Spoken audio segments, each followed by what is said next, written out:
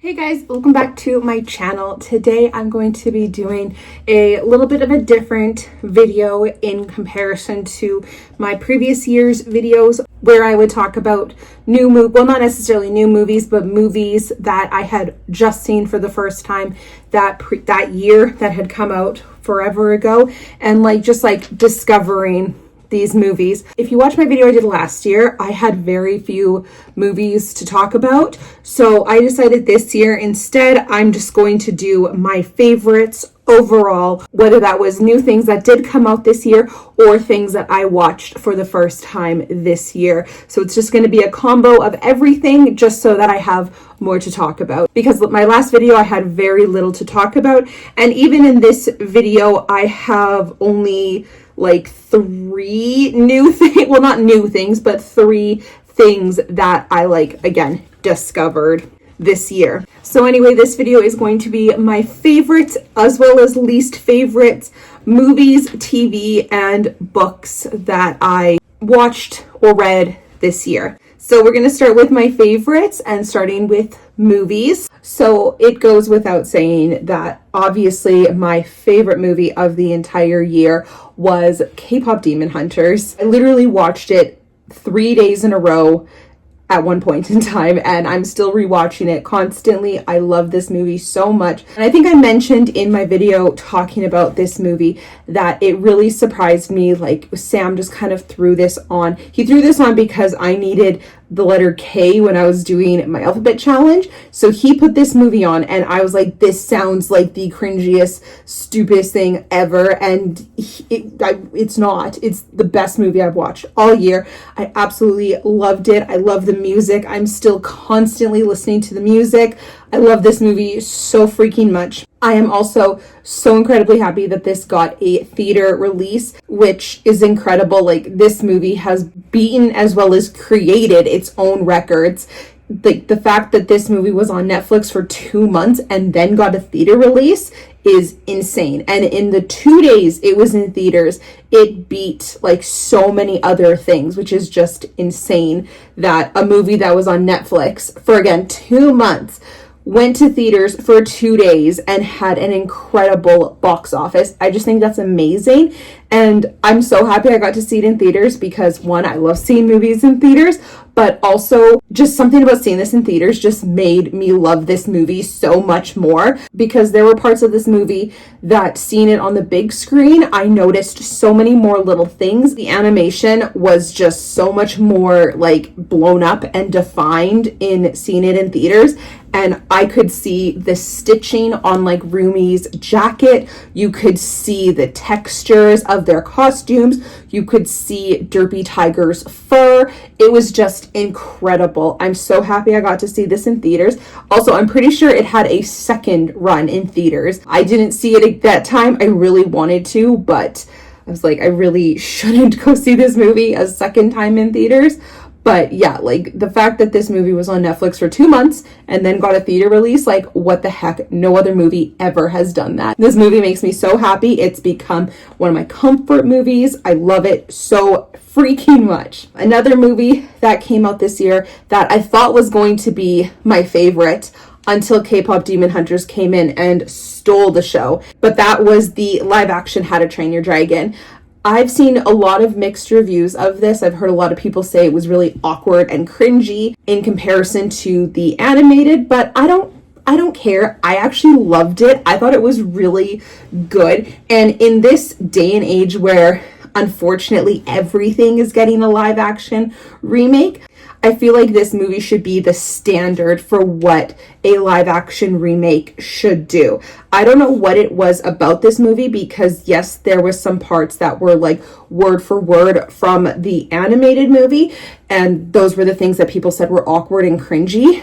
Either way, I still thought this was so well done. I loved this movie. If you follow me on Instagram, you know I gave it a 10 out of 10. I absolutely loved it. I thought it was so well done. I thought every actor did incredible in it. You could really see how much that they loved these movies. For example, Mason Thames, who plays Hiccup, he talks about how he loved How to Train Your Dragon growing up. And so the fact that he got to play Hiccup was just such an honor to him. And the fact that it was the director from the animated, I think, is also a big deal. Like, you could really see his love from the animated translated into the live action. And we just have to give a shout out to the live action dragons, because holy smokes, do they look incredible. I really hope both these two movies, actually the next one as well, but these movies get some sort of recognition at the upcoming Oscars. I would love to see K-Pop Demon Hunters take home Best Animated. I would love to see Golden take home Best Song. How to Train Your Dragon, I would love for this to take home like visuals or something like that. And then this movie, this was the biggest surprise of the year, but I love this movie so much. And I would love to see this movie get a Best Picture nomination. I don't know if it's going to happen based on what this movie is about, because the Oscars are PHONEY, but I would love to see Sinners get some recognition. I don't care what it is, costumes, score, acting, supporting, something, Best Picture. I would love to see Sinners get some recognition at the Oscars. This movie surprised the heck out of me. I talked about all three of these movies in previous videos, so you guys know my feelings on them.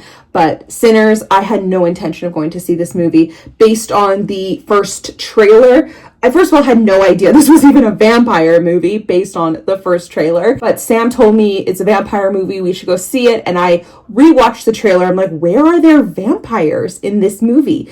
And then I started hearing so much hype about this. And I was like, okay, I'm going to give it a chance. Let's go see this. And I am so glad I did. And I'm so glad I got to see this in theaters, because the way that this was shot was so well done. I saw a video of Ryan Coogler kind of talking about the different ways he filmed things, and you can just tell this guy loves his craft and loves what he does and really just knows the ins and the outs of filming and camera work and stuff. Like, he is a mastermind, and I can't wait to see what he does in the future. I've really enjoyed both of his Black Panther movies, but this was something completely different that was like an original script kind of a deal, and I can't wait to see more that he comes out with. So the only movie I have on my list that came out 1,000 years ago that I watched for the very first time this year. I'm pretty sure this video is coming out right after my ranking everything I watched video. So I'm not going to go into too much detail about how much I love Mike Flanagan again, because if you watched that video, you guys saw me just praising Mike Flanagan, but I'm going to do it a little bit here because I have a few Mike Flanagan things on this list. So the first one is the movie Oculus. This movie came out a long time ago, and only this year was the first time I finally watched this movie.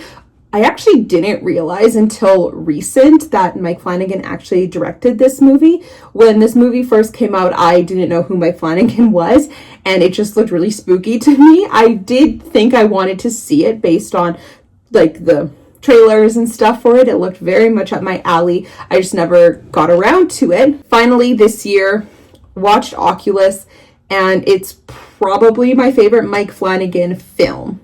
I really liked it. It's such a cool concept. It's so spooky and scary and just everything you expect from a Mike Flanagan production. It was so good.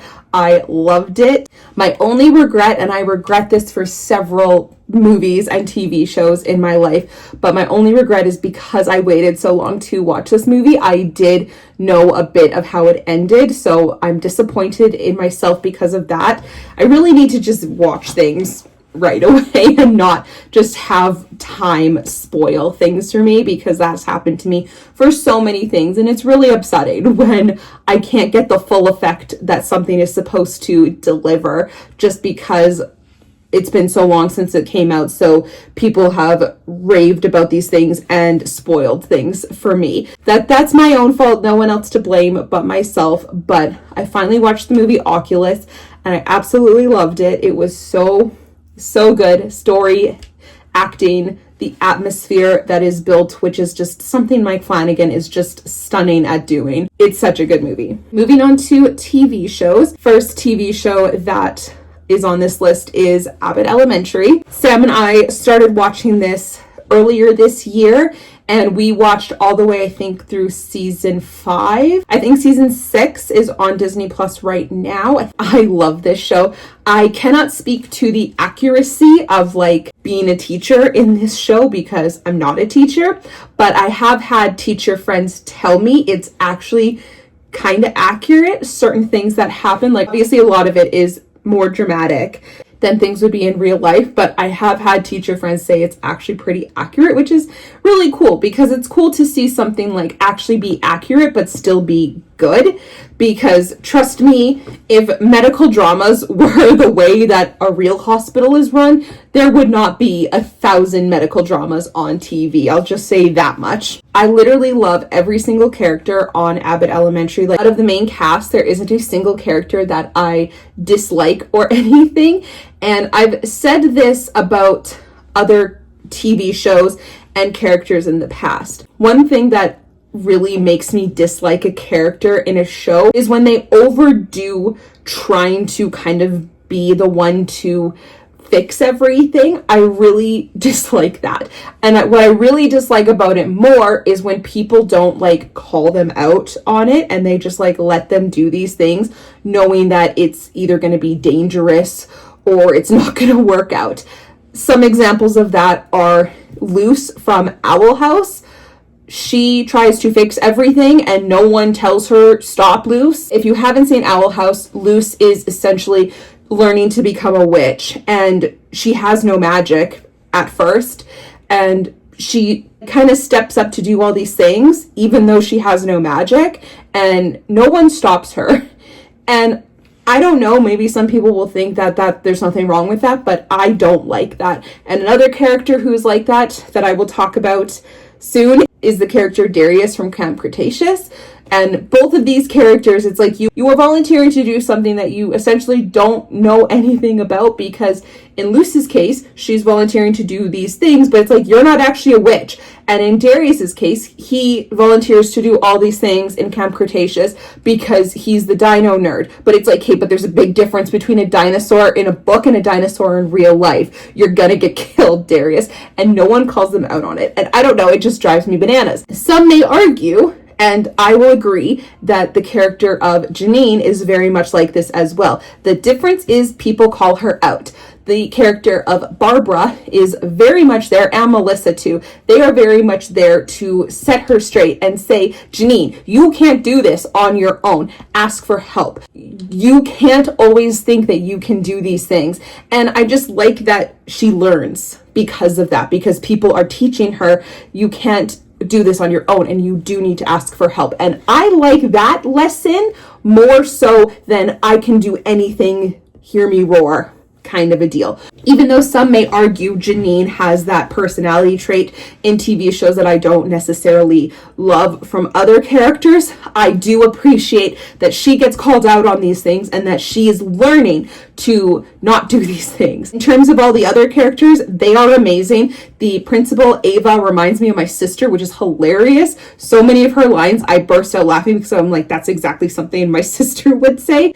Mr. Johnson, Jacob, Gregory, they are all hilarious, and I love this show. Moving on to another show that came out this year. This specific season did drop this year, and it was awesome, and that was season 2 of Andor. Andor was just such a great show to begin with. Season 1 had so many incredible episodes, and season 2 was just as good, if not like better. Like season 1 definitely had some amazing episodes, but I just loved the story that we got in season 2, and I loved Andor's character development that we got. And what I especially loved was I loved the ending of season 2, because obviously season 2 ends right as Rogue One begins. And I think they did such a great job of creating Andor and creating this resentful and hateful resistance member that we initially see at the beginning of Rogue One. Because at the beginning of Rogue One, Cassian is not in a good place. He is not happily with the resistance, and he does horrible things for the resistance that we see literally right at the beginning of Rogue One. I literally saw people complaining about the end of Andor, saying that it made no sense for his character to be so angry at the end of Andor. And it's like, yes, it did, because it goes straight into Rogue One where he is angry. So it made perfect sense the way that Andor season 2 ended, and I loved it. And then going back to what I was saying before, Sam and I watched the TV show Camp Cretaceous, and I loved this show. My best friend Tori, her husband Nick, actually recommended this show to us, and we gave it a watch. And yes, it's technically a kids show, but I mean, I also love Amphibia and Disney and everything, so I was like, let's give this a shot. I also love Jurassic Park. So we watched this, and I had so much fun with this show. Despite what I just said about the character of JodeyS from Camp Cretaceous, I still very much enjoyed his character for the most part. The main idea surrounding this show is the idea of like teamwork and friendship, and JodeyS is definitely like a very good friend in this show. I did mention in my last video my ranking of everything I watched that I will not be watching Chaos Theory. I do have a video coming out eventually talking about Camp Cretaceous, but I will not be watching or anything Chaos Theory because my anxiety and my parasocial relationship with Kenji and Brooklyn, I just can't. I'm just going to live in my own head that Camp Cretaceous is where it ended and all is well. I'm sure Chaos Theory is good in other ways, similar to how good Camp Cretaceous was, but I don't know. I just can't, because part of my whole thing is I just love romantic relationships, and I love when characters are in love. And yeah, I'm sorry, how dare you take away Kenji and Brooklyn from me. But overall, Camp Cretaceous was a great show. I had so much fun with it. I think it's 5 seasons. I think season 1 and 4 were possibly my favorites. I also did like how it ended. Just a really good show. I really enjoyed it. So thanks for the recommendation, Nick, but I won't be watching Chaos Theory. Okay, last show is the TV show Midnight Mass. So I also just kind of mentioned this in my last video, and I also will have a video about this eventually. Midnight Mass is another Mike Flanagan project, another thing that I should have watched way sooner because it was spoiled for me that this was about vampires. I will go more into depth in this when I do a video about it, but this show really touched my heart in a lot of ways. It had a lot of aspects about religion, which is something that I have been struggling with for several years. So it really touched me in that way, and it really made me like think and feel how I feel about religion and stuff. And I just loved all the different personalities we got from characters, and Mike Flanagan just shines. We finished that show and we were looking at all the different things that Mike Flanagan has done or will be coming out with. And it's very clear that he has like his like favorite actors that he keeps reusing. And I think my exact comment to Sam was something along the lines of Mike Flanagan is doing something similar to like Ryan Murphy, where he has a lot of the same actors in his projects in different roles. But Mike Flanagan's actually doing a good job of it, where I have yet to discover anything good that I have liked by Ryan Murphy. Anyway, Midnight Mass, it was amazing. I think his next project he's coming out with is a Carrie series based on the book Carrie by Stephen King. And there's one character who was in Midnight Mass who is going to be playing Margaret White in Carrie. And if you've seen Midnight Mass and if you know the story of Carrie and who Margaret White is, then I'm sure you can guess who is going to be playing that character.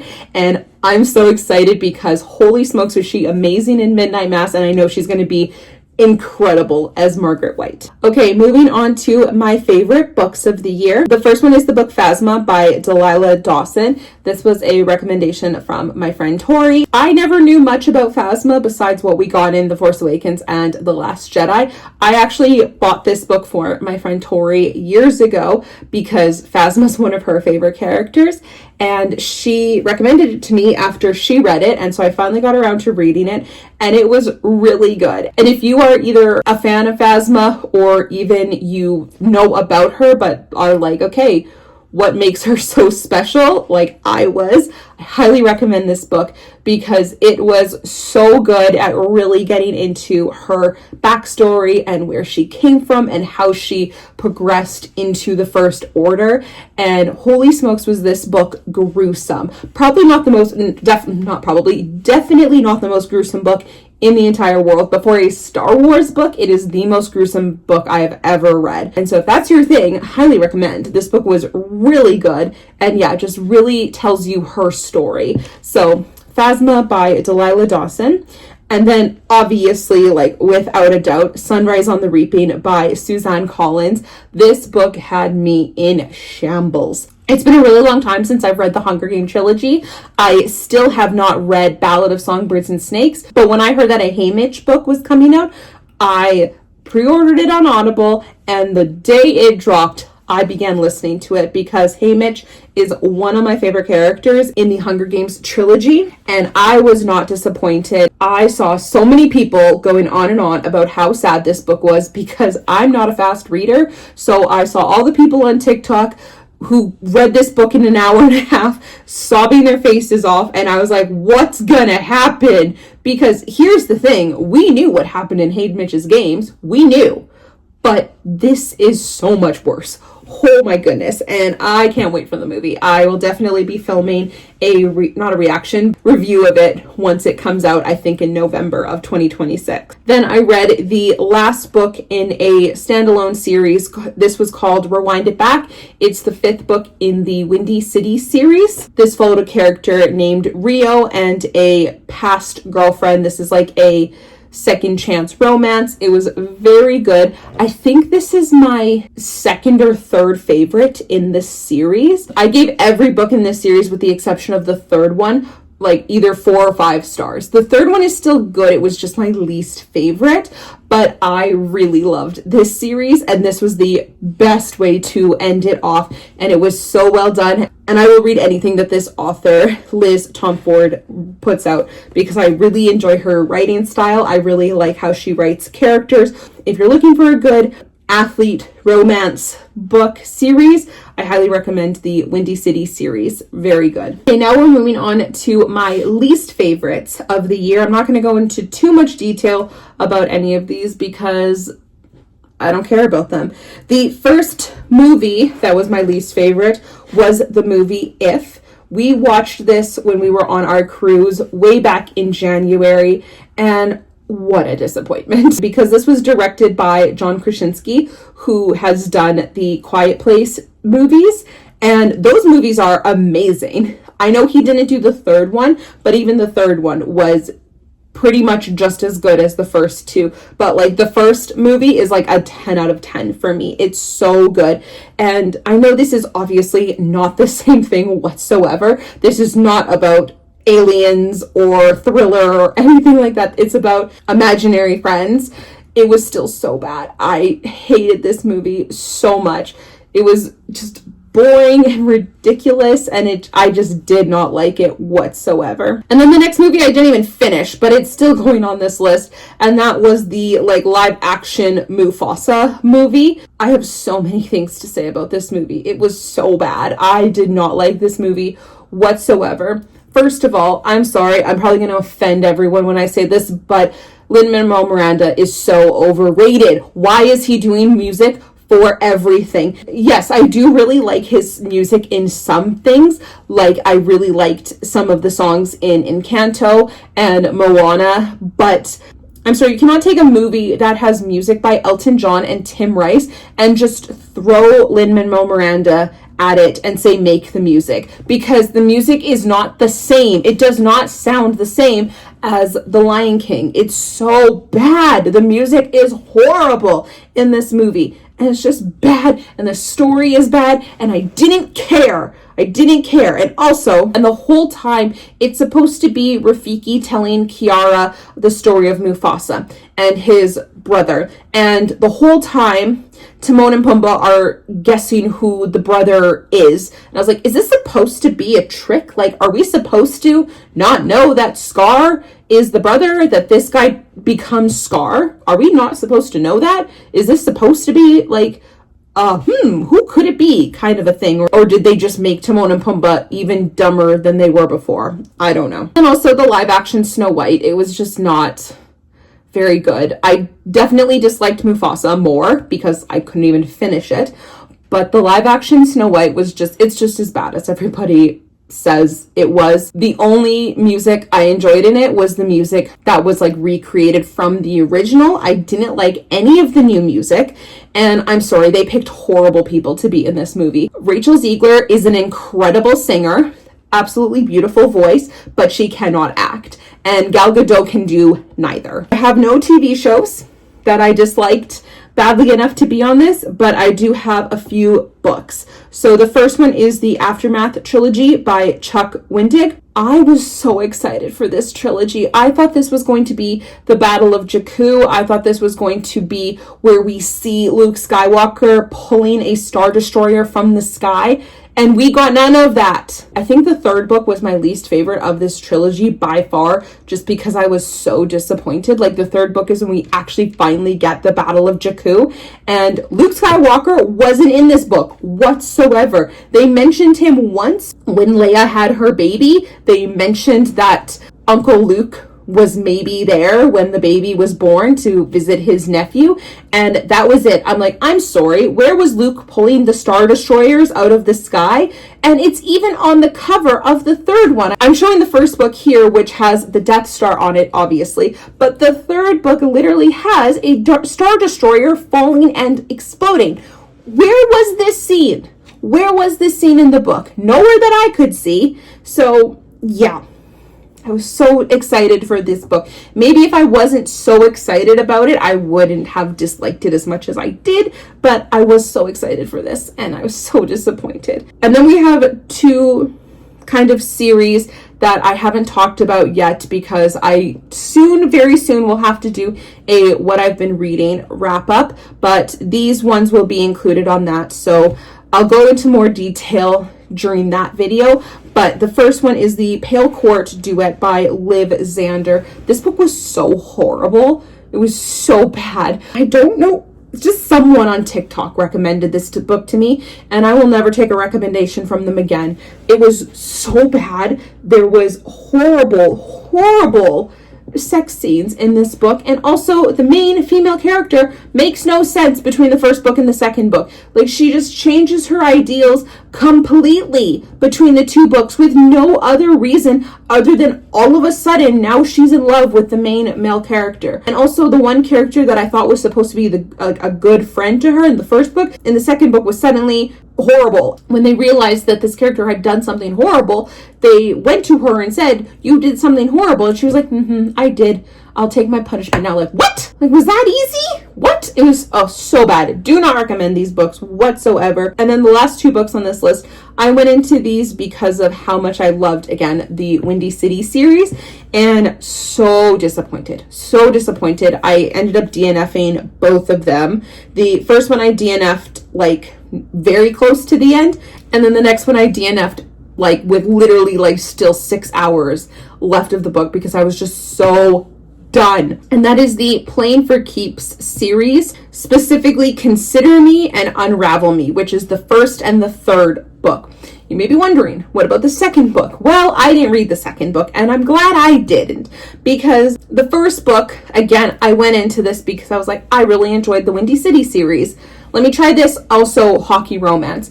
No, not even slightly as good as the other one. In both books, all the characters, whether it's the main characters or the side characters, are so beyond crude. Every single thing they say, the second word in every sentence has to be a swear, which, like, don't get me wrong, I swear like a sailor, but it's like I felt like the author was adding these things in for like humor, and it's like saying the word fuck constantly is not funny. And I feel like that was just her sense of humor, was just fuck this and fuck that, and constantly they're either talking about sex in a very derogatory way or they're swearing. Like, that's all these characters talk about, especially in Unravel Me. Like, there's so many scenes between the main male character and all his buddies, and all they talk about is the type of ways that they were having sex with their partners. Get a hobby! Jesus! I did not like these books whatsoever. I'll go more into detail about both of these books individually when I do my reading wrap up, but consider me, I hated the characters so incredibly much, and I just hated the story. It was so horrible. Again, I'll get more into it later, but it's just so bad. And the reason I went into the third one and not the second one was because as I looked up like what each book was kind of about, like which characters we were going to follow next, I honestly had no interest in the characters that we would be following in the second one. That's why I decided to skip the second one. And I did actually quite like the character who was going to be the main character in the third one. We met him obviously in the first one, and I really liked his character. I thought he was going to be actually a decent person. So I was like, I'm going to try the third one. Well, like, he was definitely a better main male character than the guy in the first book, but it was just boring. It was just so boring. And like, these kinds of books, why are they over 16 hours? There's no need for these books to have been that long. All right, rant over. Let's re-talk about the good things. Dragons and K-pop Demon Hunters and Sinners and Oculus. Great things. I recommend all those things. Watch those things and don't read those books. I have a feeling my next video ranking and talking about everything I read, I'm just going to be ranting because it's actually been a minute since I've read a good book. It's been a long time. But anyway, that is going to be it for now. That is all of my favorites of 2025, whether it came out this year or not. But that is it. Thank you guys so much for watching this video. Thank you for another year of supporting my channel. I love you guys so very much. Happy New Year. I'll see you in 2026. Bye, everybody.